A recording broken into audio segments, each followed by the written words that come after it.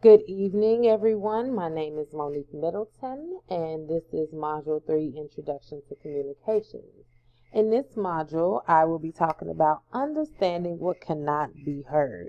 It basically focuses on the elements of nonverbal communication, and I'm planning on demonstrating how to have a deep understanding of the elements, even though a person is not physically speaking to you, but sometimes just looking at body language and facial expressions can give you an idea of what is going on. Might not be an in-depth idea, but you'll kind of have like a surface idea of whether a person wants to be bothered or not. My first slide, which I'm going to go to, is of a middle-aged man, looks like, that's having a lot of satisfaction from hitting an animal. I actually call this slide complete and utmost satisfaction. This guy looks like he is at work and he is completely satisfied with his position and his job. He has the background, which kind of signifies a warehouse or some type of work environment. He is kind of standing back, which I assume is to gather his bearings for this task that he has to complete. He has a smirk on his face, a look in his eyes. Even though he's not focused on anyone in particular, he seems to be very focused on his job at this time.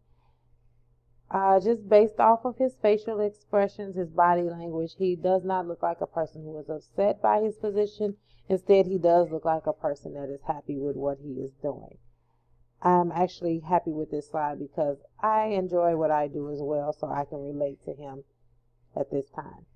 I'm going to move on to the next slide, which I titled, "And What Exactly Are You Staring At?" The young lady in this particular picture looks like she is just not having it today. She has her arms crossed, which kind of gives off a leave me alone type of vibe. Her eyes are slanted to the side to look like, okay, leave me alone. I'm not in a position for taking this picture.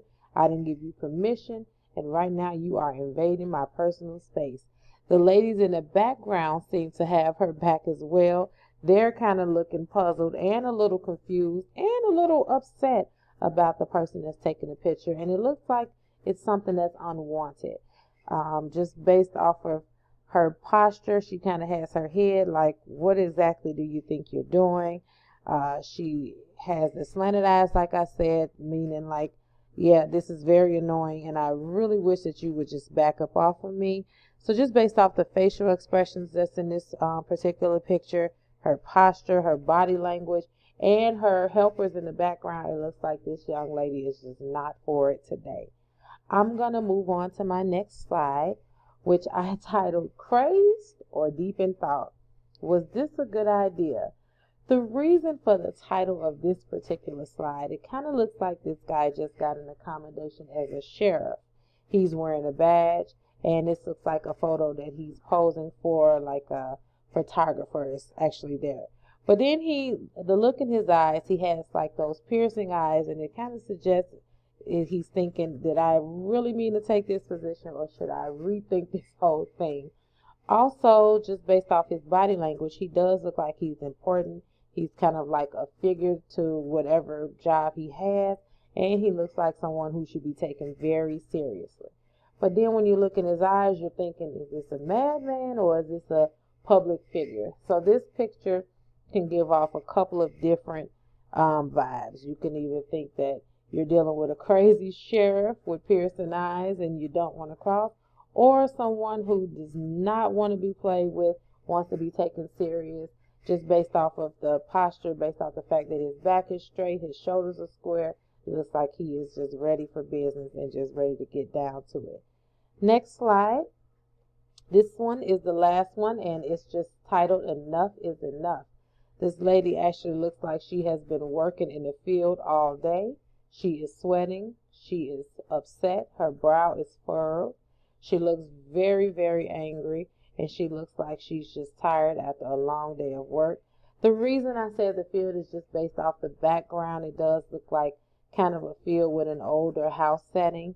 Her hair looks like it has been affected by the humidity in the air. She is sweating. Her clothes look like maybe she has been through a long day and had a lot of work that she was doing. And she just looks like she's over it for the day. And based on the right arm, it does look like her arm is on her hip, which kind of gives off the idea like, listen, if you ask me to do anything else today, you're going to catch it. Meaning she does not want to be bothered, which is why the title of the slide is Enough is Enough. At this point, I'm going to end the slideshow, but I just wanted to kind of touch on those basic nonverbal communication skills, or like things that you can kind of get to see if a person really wants to be bothered or not. The facial expressions is the first thing, whether they're angry, whether they're happy. Sometimes eye contact, a person who looks away or tends to not really maintain eye contact is kind of telling you that they really don't want to be bothered, or either they're not being honest with you. A lot of times if a person is looking you in the face, that's typically the behavior of an honest person, and that they're engaged in what you're trying to say. Also, hand gestures, a person with crossed arms, is definitely telling you that right now is not the time to bother me. Sometimes with relaxed arms and open posture, is just telling you that I'm open for discussion and I'm here to listen to whatever it is that you want to talk about. Body posture is another thing. A lot of times if it's like relaxed, that means it's inviting. And sometimes it could be a little timid, and that means that you might want to stay away at that time. Any questions or concerns can be sent to me via email.